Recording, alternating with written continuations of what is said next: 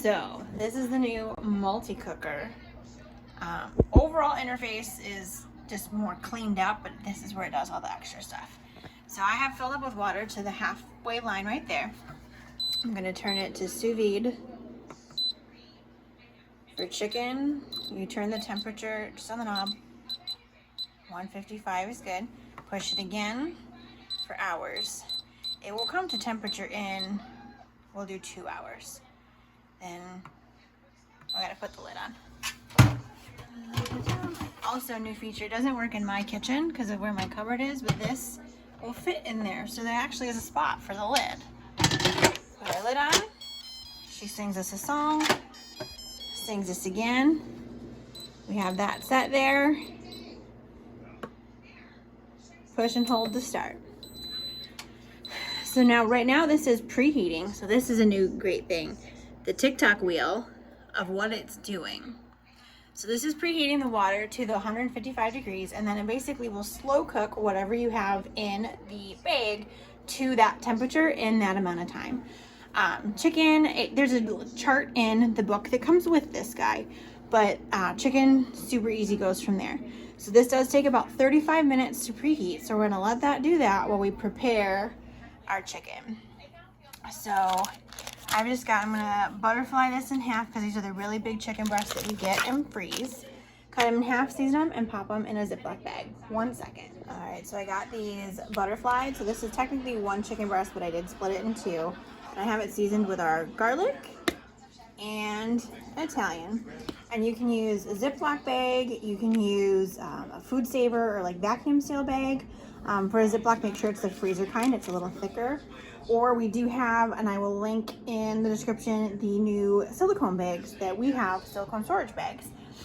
Make sure you press out as much air as you can, and then we're gonna zip this. So you can see we've got that pretty well sucked out. Yeah, sucked it with my mouth, don't do that.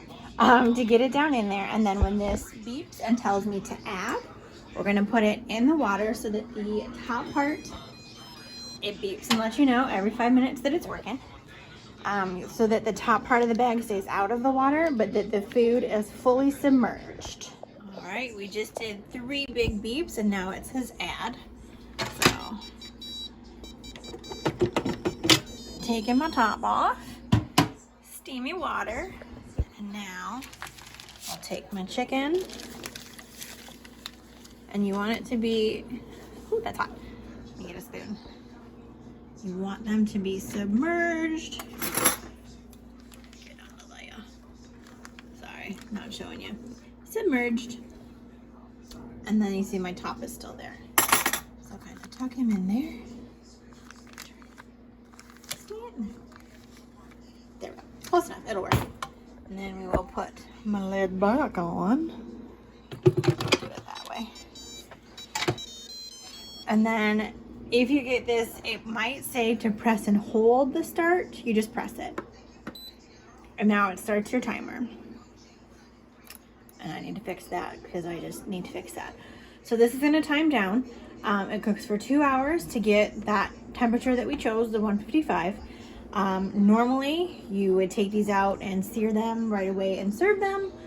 We are weird and we go to bed super early. So I will actually take this out when it's done and put it in the fridge. And then we will sear it for dinner tomorrow night because this isn't going to be done until 8:30 and we are in bed by then. But we're going to watch that go. It will do that little chirpy beep every 5 minutes to let you know that it's venting. This is not a pressure setting, but obviously as the steam rises, there will pressure build up. So it automatically vents itself every 5 minutes. We'll show you when it's done. She beeped and she's done. So we're going to take the lid off. Yes, thank you. So normally you would take this out, take it out of the bag, and then sear it and serve it. It's almost 9, well, solidly 8:30. We had cauliflower pizza for dinner, so you can see they're perfectly cooked in there, and this is going to keep them super juicy. So tomorrow I will jump back on the video and I will show you searing these. They're just gonna go right in the refrigerator for now, and then I will show you how they taste tomorrow. All right, chicken is out of the fridge. It's now Wednesday.